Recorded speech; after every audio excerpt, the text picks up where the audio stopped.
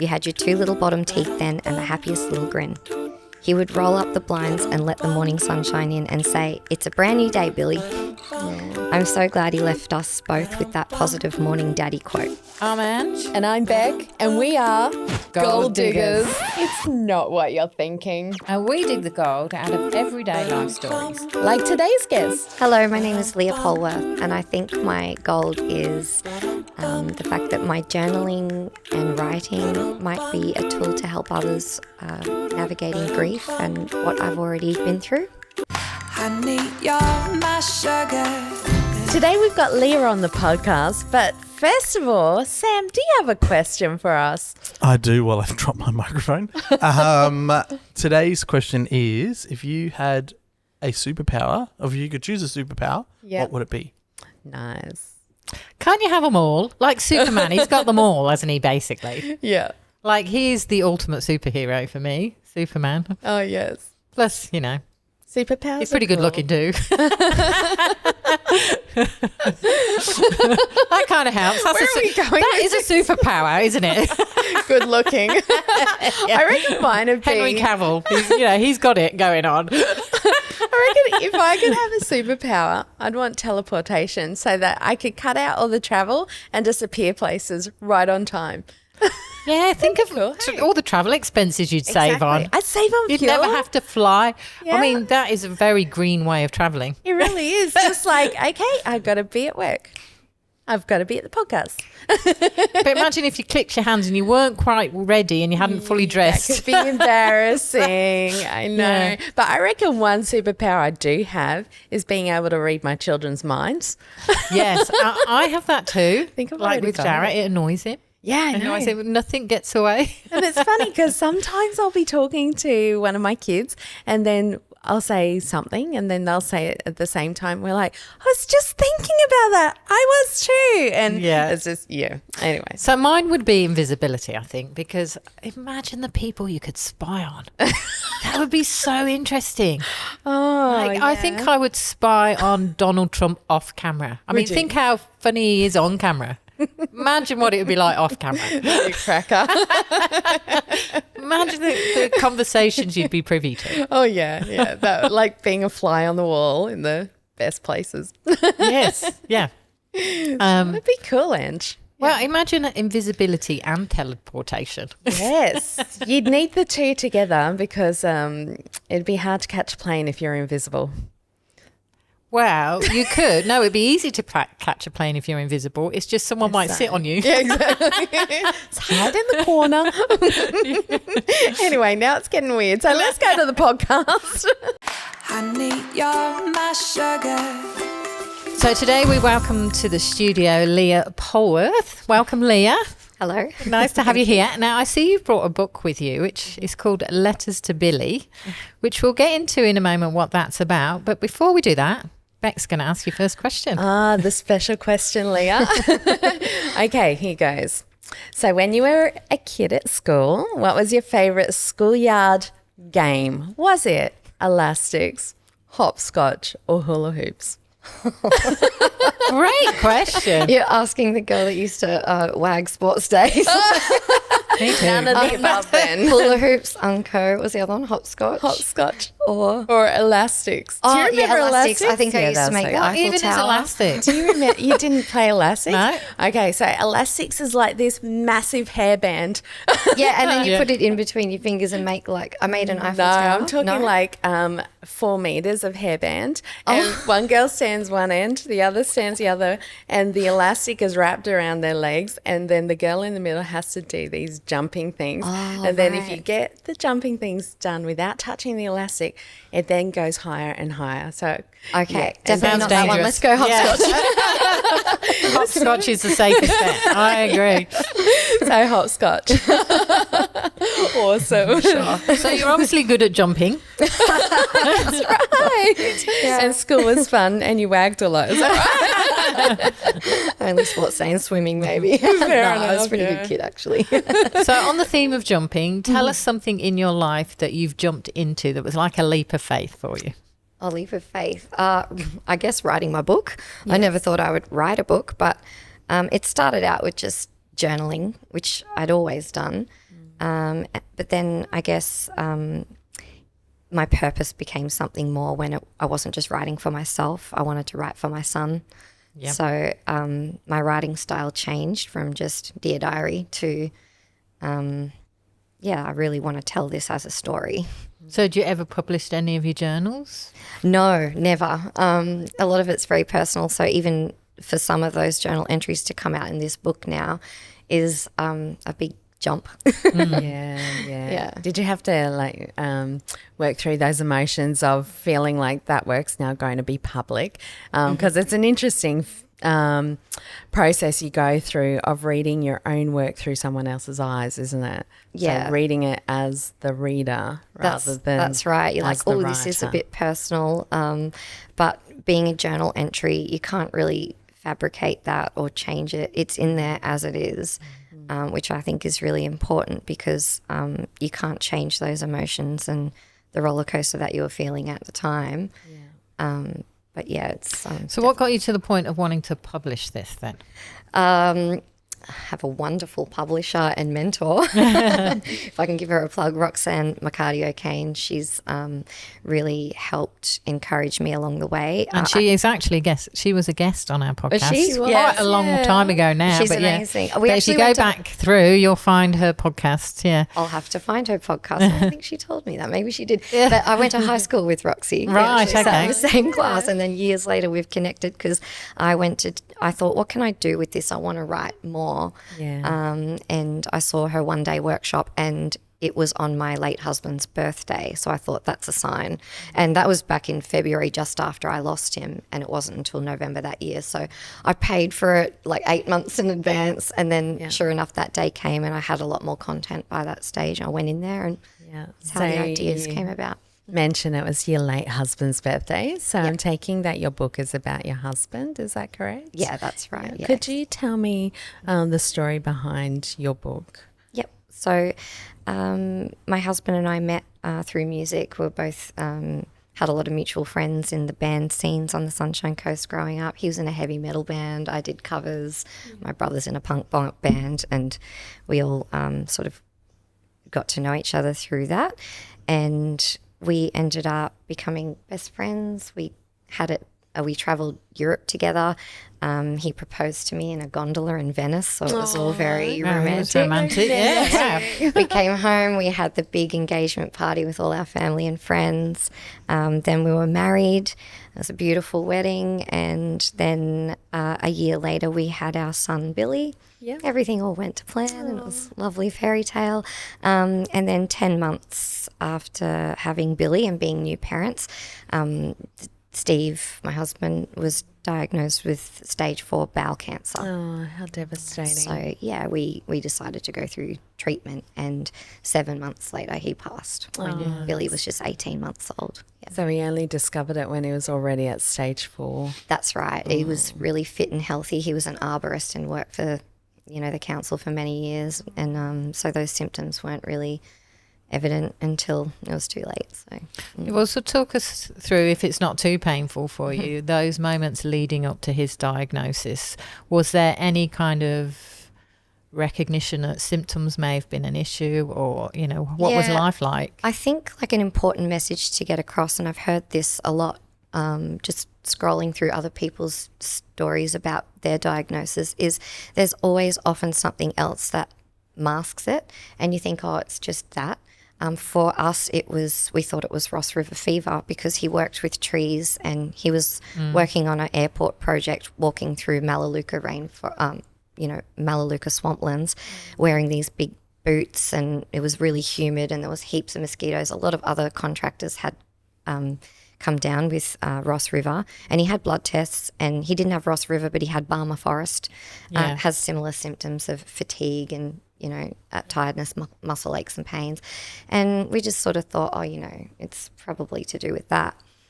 Before that, he liked to drink the beers, and him and my brother would watch the footy and get on the beers, and occasionally he'd have some stomach upsets. But we sort of put it down to, just maybe have to cut back, lay off the booze, settle down for a bit. Yeah.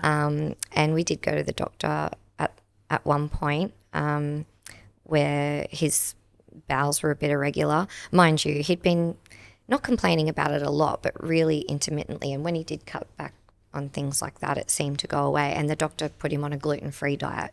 And then again, symptoms sort of reduced. We're like, oh, it must be that, cut out gluten, it seems to be better. But later, that Balmer Forest thing and the muscle aches and pains sort of happened. And it wasn't until he came inside and had like a really red swollen calf muscle and was complaining he was short of breath that I thought, okay, there's something wrong. Your leg shouldn't be swollen. And that's what made me take him to the emergency. Being a man, he was very resistant all the time to go to the doctor or go to the hospital. So, in the end, I was like, no, that's it. Get in the car, we're going. So the swollen leg, what was that? How does that affect? So that ended up being blood clots. Right. And by the time we got to emergency, they were like, it's really dangerous because they were going right up near your lungs, which potentially could be fatal. So straight away, immediately, the first thing they did was put him on some really strong blood thinners. Yeah. And then it was like off to your GP to get further tests. Right. It's amazing how they've connected that then to the bowel. Yeah, that's right. Well, they didn't at the time. It was sort of then we had blood tests next, and they sort of showed the cancer markers or whatever. And then because he had complained of bowel issues and digestive issues, it was get the colonoscopy and the endoscopy, and then that's what revealed the tumours and the severity of it and what it was. It must have been such a shock for you both. What was going through your mind at the time? You're just like, please just be minor, like don't be anything but cancer, please. Like just something that we can treat, that we can work on. But as soon as I think that initial call from the doctor is like, you need to come in, that sort of makes you realize, okay, this is more serious than just and then it just all escalated very quickly. And you had a 1-year-old at the time as well. That's right. The next appointment was at the Sunshine Coast University Hospital with an oncologist, and we still didn't know what to expect until that day that we walked in there. So, yeah. Is that when they diagnosed how long he had? That's right. Yeah. That's the day they gave the prognosis and everything, and that's, leading up to that, you're like, please, please, please, please, please, and then, So how do you then process that news? You just got a terminal diagnosis, you've got a young family, so I write about that in the book, that actual day of sitting there in the hospital with those people and the words hitting you. But after that, you come home and all I can describe it as is numb. Like you don't really know what to do immediately. You know that you've just got to somehow quietly process it, and you don't want to really even say each other to each other. You don't want to say anything to each other yet, because it's so soon, and you don't want to say the wrong thing. You want to have hope, but you need to acknowledge the seriousness of it. And so I don't know, I sort of withdrew a bit, and so did he. We were just really quiet and somber walking around the house, I reckon, for 2 days. And then, like, what do? We need to tell your work. We need to sort out, we're obviously going to need some time off. Like, your whole life's just about to change. So it's, going forward, do we keep it a secret? Do we tell people? What did you decide? We decided to make it public because he had to take a lot of time off work. Obviously, they need to know why, and you've got to be honest. And then, were they supportive? Very, amazingly.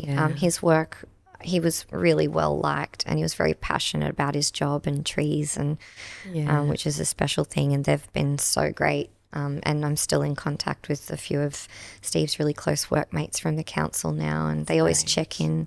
They planted a tree for him in the park, and things like that. So they made it really easy, and they're like, the job's always there whenever you want to come back, or if you feel like you're bored and you're well enough, come in and do a day. And they put on a little bit of a fundraiser for us, and they came in, had a breakfast meeting for Steve, and gave us some vouchers for Flight Centre, and we were able to go on a little family holiday to Fraser Island, and so they're very supportive. And so you kind of went into this time of trying to create memories. Yeah, that's right. It's like we did the theme parks. We're like, he's going to not feel well very soon with all the chemo, so like as much as we can, we went to Dreamworld and took Billy to SeaWorld, and you know how they ask you if you want all those cheesy photos, and normally you're like, nah. Yeah. This time You I got did every have- single photo package you could possibly get. Yeah, absolutely. Yeah, so we did as much as that as we could. Yes. We had Dr. Colin Dix on our show a couple of years ago, and he talks about Death, Dying and Donuts, his book on dying, and he was saying that it's very important to do. Sounds like you've done pretty much what he recommends, is to leading up to that kind of diagnosis, where you know the end of life is coming, to make the most of those photography opportunities. While you're feeling well, go and do the things that you can do, and then when you're not feeling so well, find the things that you can do that you still enjoy. As he progressed, what were some of the things that he found that he was enjoying, or he made the most of during those last days? He really got into his fishing, and he bought a tinny, and we named it Billy Boy. B-U-Y, after Billy. And he used to get out in the tinny as much as he could, and sometimes I'd go along with him. We went out camping at Somerset Dam and did some fishing out there.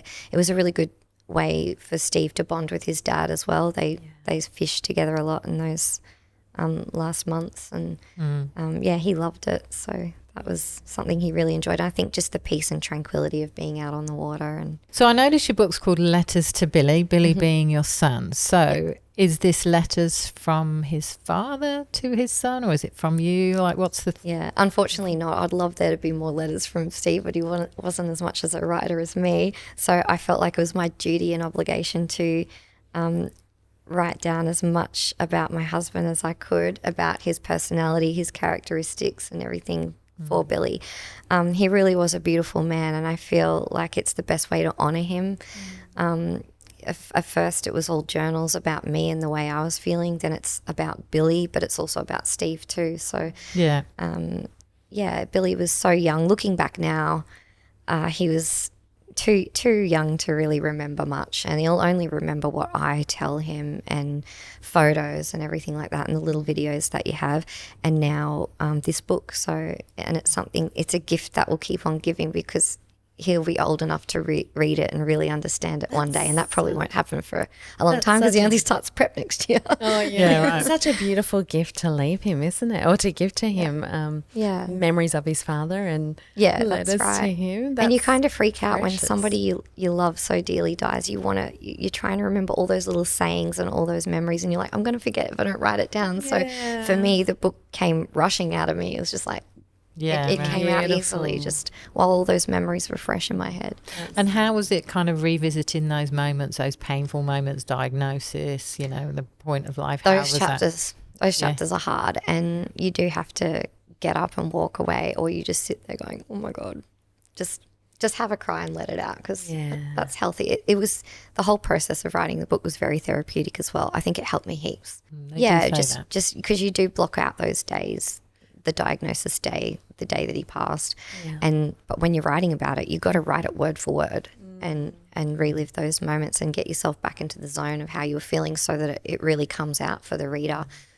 Were you writing through the whole process of this, from diagnosis through to end of life? Yeah, I was journaling, not so much writing the book. I not until I saw Roxy that I actually thought, okay, this could be a book. Yeah, and I did need a lot of encouragement along the way, because a lot of times I thought, maybe I do just keep this as a personal project just for Billy and I. But I think as you go on, your why changes. A bit like at the start of this, when I was so nervous and they asked, what's your goal? I think I've discovered it more so now after writing the book than what I thought my intentions were at the start. And it is for others. It's like, this is something that's happened to me and a journey that I've been through. It's not what I'm going through anymore. So now it's kind of time to help the next person. So Leah, did Steve pass away 3 or 4 years ago? It was 2021, so 3.5 years. Okay. And at what stage did you begin writing the book? After he passed away, probably like the next month. He passed away in January. I started writing the book in February, because that's when I signed up for, it was about February. I booked the one-day author workshop with Ignite and Write and Roxy, and then it wasn't till November that it was happening. So I'm like, okay, I'm going to write more content now, as if I'm writing a book, so that by the time I get to that workshop, I've got some material there. So I guess that's. So you when said it he started. passed at January 2021. So he would have gone through all his cancer treatment during COVID. That's right. Yeah. So that would have been very isolating Yeah. for you. How did you navigate that? It was crazy times, because as we all know, when COVID was brand new, nobody knew what to do, and it was extra scary for us because he's, immune compromised, and do I put Billy in kindy when there's all these kindy germs, which I didn't for a long time. Like, they stopped Billy's swimming lessons because the pools closed down. There was so much uncertainty, and when everyone's talking about being in lockdown at those times, I was like, well, we were in lockdown anyway, COVID or not. But on top of that, the rest of the world is, and it was just like, what is going on? Like, it was hard to navigate. Looking back, it's like, well, we had to do what we were going to do. You're not going to risk it. And it's difficult because everyone had their own opinions of COVID. It's like, oh, don't be ridiculous. Why should we have to wear a mask and things like that? And you're sort of thinking, well, your husband doesn't have cancer and getting chemo, where it is really important. So everybody was sort of having these different views, and it was But hard. even knowing like end of life is coming, and then I don't know, I guess, are you isolated from family? Were other people in your world able to, spend time with him and feel that they had their farewells? Yeah, I think it was difficult. And his parents at the time, his mum and stepdad were in the Air Force. So, they get posted down south, and they've really desperately been trying to get up to Brisbane for so many years. And it just so happened that they did get that posting up to Brisbane. It was when I was pregnant with Billy, so everything was all happy. Oh, we're having a baby. The grandparents are now close. Yeah. Then it was 10 months later, but still, having said that, they were able to be up in Queensland with us, which was amazing. And at the time I was living, Steve and I were both living in a shed that my brother built out for us with Billy on my parents' acreage on the Sunshine Coast. So I had my mum and dad next door, which was amazing support. Yeah. And my brother and Steve and my brother were like best mates and brother-in-laws, and they were really close. So I've always had a lot of support. I mentioned that we were both in bands, and we both grew up on the Sunshine Coast, like all our childhood. So we've got a lot of friends and a lot of mutual friends too. So the support network and the community on the Sunshine Coast has been absolutely amazing. Great. Do you have a favourite letter that you could read to us today? I could probably flick through and find one. There was one here. I haven't got to the point yet because I haven't even done my book launch yet where I can just pinpoint what I need to find. Oh, this one's a good one. This chapter's called Steve because it's about his dad and his personality traits and his humour and things like that. But this is a letter to my son about how important it is to be your own person. So do I read the whole letter? Yeah, go for it. All right, not too long, hopefully. Okay. Dear Billy, you are as unique as a star, a snowflake, the stripes on a zebra, and your own fingerprints and DNA. There will never be anyone else like you, just like there will never be anyone else like your dad. I love to tell you all the time what a great man he was. I can't wait to share more stories with you as you grow, so you feel comforted knowing he was kind, honest, good-natured, and had a heart of gold. I want you to know that you are a product of love and that you had a father who you can be proud of. Billy, whenever your daddy came in to greet you in the morning, you'd be there smiling from ear to ear when you saw him walk in. You had your 2 little bottom teeth then and the happiest little grin. He would roll up the blinds and let the morning sunshine in and say, "It's a brand new day, Billy." Oh. I'm so glad he left us both with that positive morning daddy quote. Those words mean so much to us, and what a great way to start each day. It's also important for you to know that there is no expectation for you to be exactly like your dad. The beauty of life is to be exactly who you are meant to be through your own learnings and findings. We can certainly be inspired by others and hold high hopes for ourselves to live up to certain standards, and they are good aspirations to have. What truly makes you feel joy, love, passion, and pride is what makes you you. I hope you find people in your life who bring out the best in you. I hope you can learn from people who challenge you. I expect that as you grow, I'll get to witness at a quick glance every now and then a reflection of your dad, and that will always warm my heart. You most definitely show physical characteristics that you've unmistakably inherited from him. There's the obvious blue eyes and blonde hair and tall, slender physique, and then there's the dimples on the backs of your shoulders and the fact that each of your ears are a slightly different shape. Today, we are blessed with being able to preserve far more memories with digital photos and Facebook memories. I've always shown you videos and photos of Daddy since you were very young. I tell you stories all the time, and I hope this helps you feel connected to him. As you grow, you'll begin to understand his antics and sense of humour. This will most likely have some effect on who you turn out to be, and I'd love for you to always hold his memory dear in your heart. Not a day goes by that I don't wish your daddy could see you and the way you're growing into such a gentle and caring little boy. I'm so blessed to witness you develop your own personality. You are naturally silly and funny. You pull many faces and say many funny phrases. We're going to make our own little quirky jokes. You're going to amaze me, Billy, in so many more ways by just being you.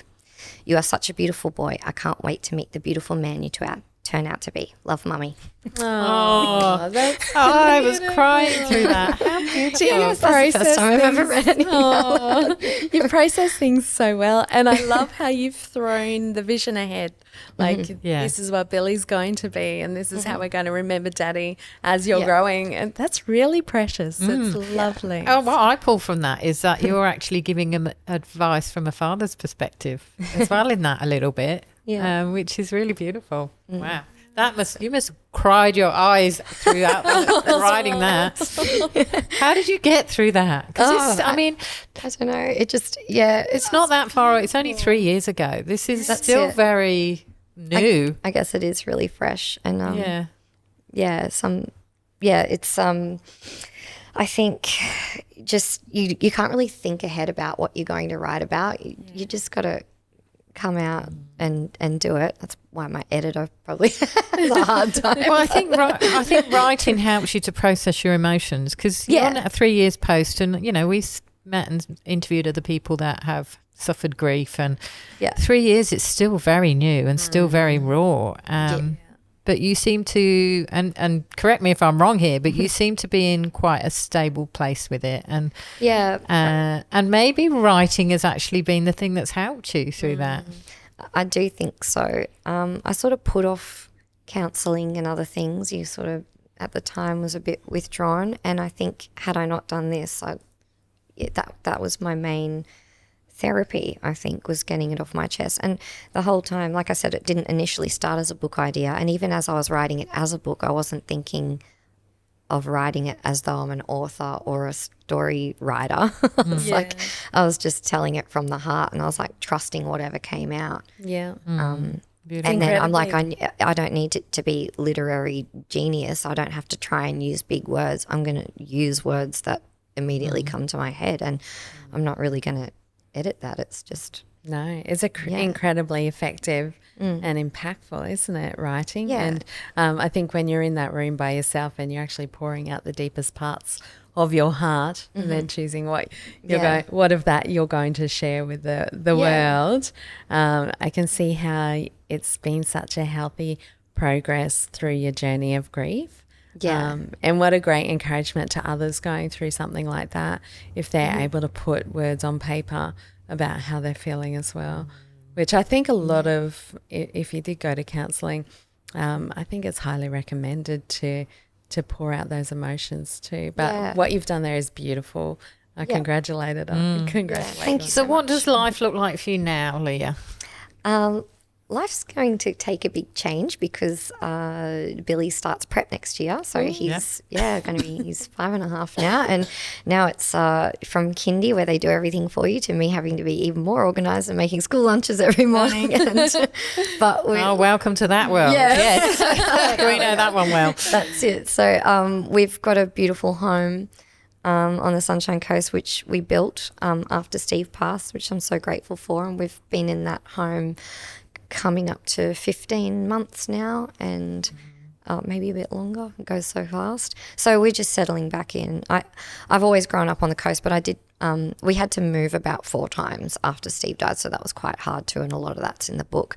But I did go up to Bundaberg and live with my dad for about 9 months, just as the house was being finished off, and it was really good to step away and just, I think I felt more grounded up there, just us really being on our own and navigating, and then now we're back, and it's always home for me, the Sunshine Coast, with the beautiful community and my friends, and we're just really getting our groove back and settling in. We've got 2 beautiful Burmese kittens at home now called Whitney and Mariah. Nice. So you like full-time caring for your son, or do you work? I work, I work with a lovely lady, Carmel. I used to work with her years ago, and now her business is getting very busy. She makes her own range of amino acids, Healthwise, and Oxymin brand, and I work with her at her home, and we have a nice little group of people that we work with. I was working in travel from home, which was good, but it was a bit isolating, and I feel like I need to get out there a bit more now. So it's really nice to have a workplace to go to and have those people to talk to, and really enjoying my job. And so do you feel you've made good progress in moving on from this, or has the book been part of that process for you? Yeah, definitely been a huge part of it. And even through my doubts of not wanting to publish it, I think I've really realised now the importance of passing it on to other people who are going through it. So, of course, there's still moments that catch me off guard, and the grief can hit you at any time, and I miss Steve every day still. And I'm always picturing what things would be like if he was here, and wishing he could see Billy. But I really want to help the next person now. I'm in a much better place now than I was and have been, which the book will tell you about. Some very ugly times in your early grief, and you think you're not going to get through, but this is sort of the hope that you can and you will. So what lifted the light on that then? Because we have spoken to a lot of people that have been in grief, and there is this sense that it's the end now. Like I can't see past the grief, what life looks like beyond that. But you've come into that space now. Yeah. Everybody will tell you time, and that's the obvious one. You really just have to practice some self-care along the way, because the time does feel like it's forever. But then looking back, those years have flown by. So, you just have to be careful to not be completely consumed by your grief. There was times where it was just too painful. You're like, right, I've got to lift myself up and out of this, because, but you have responsibilities. And for me, it was Billy, obviously. You can't, when you've got a baby, you've got to get up and be there. And that's your strength and your resilience right there. You have to. What's the other choice? Has Billy expressed much of his questions and his grief or anything? Has it affected him much? It's so funny, because even when he was about 2.5, he'd catch me off guard, and I think he just picked up on an emotional, like just all on his own, and he'd know if I was upset, and he'd be like, "It's okay, Mummy, take a deep breath." Oh, and you're like, oh my God. And then he's like 2, and I'm like, how are you so intuitive and amazing? And just little things like that. And it was really cute. And I bet it's bonded you two together. Oh, definitely. And because we even had to share some 1-bedroom studio apartments while we were moving and stuff, and at the time it was really hard, but I'm like, that bonding is so special, and I needed him. Like, I think I needed that. And but I also, there's times where I really felt the mum guilt too, and it's a strong theme in my book, which people should know if they're left as a single mum after losing, their husband and being widowed, is I needed some time alone too. Like, you look and you've got this huge responsibility, yes, but you're like, okay, I do need time to process my grief. And you feel guilty asking people to mind your child just so you can sit there or whatever. But that's Did important you have too. this sense that you didn't want to show the grief, the intensity of the grief to your son? Yeah, I think there's times where I did try to hide that from Billy. Like, it'd be like, his bedtime routine is important, get him sorted first, then you can go in your room and cry all night, Yeah. But as we sort of got a year, another year, I don't hide it now. I think it's important not to hide your emotions too much, because children are learning their emotions and how to process them. And I think he understands me a lot more and probably is a lot more intuitive than most kids his age, having to seen my roller coaster of emotions. And I talk to him about everything, honestly. I talk to him about his daddy, and if your daddy was here, he would have said this, or he would have done this, or daddy used to do this for mummy and it made me feel so good. And just those stories all the time, and talking to him so he can develop that understanding as he grows. So important, isn't it, as a parent? Because I know, like, my parents, they grew up in an era where you kind of like, you don't show your emotions to your kids. You look like you're holding it all together and that you've got all the right answers and all that. I mean, they're not like that now, but certainly when growing up in those older eras, they're very much like that. But now, I think our parenting style has changed significantly.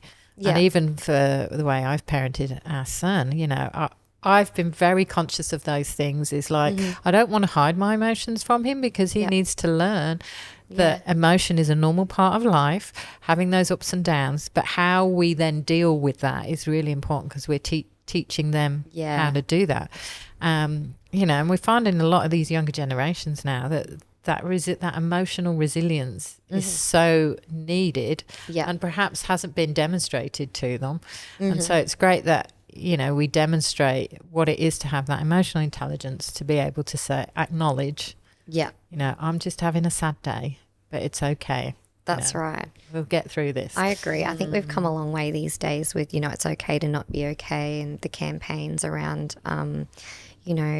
mental health. And it is important to acknowledge, because back in those days they were a bit like a brick wall, and it's suppressed then, and it's going to come out eventually in some way, shape or form, or like you miss that opportunity to have that close bond. So when they're young, it's true. And showing emotions with your children and allowing them to show emotions lets you step through that education of what's the best way to step through the feelings that you're having, and it's going to be okay. Whereas if they bottle it up, there's no one there saying it's going to be okay. That's exactly right. That's great. Well, that leads us to gold, because I think you're doing an incredible job. In fact, I can't believe that it's only 3 years since your husband passed, and I think you've been very strong and resilient to be able to put all your feelings and emotions down into a book, and the way that you're raising your son as well.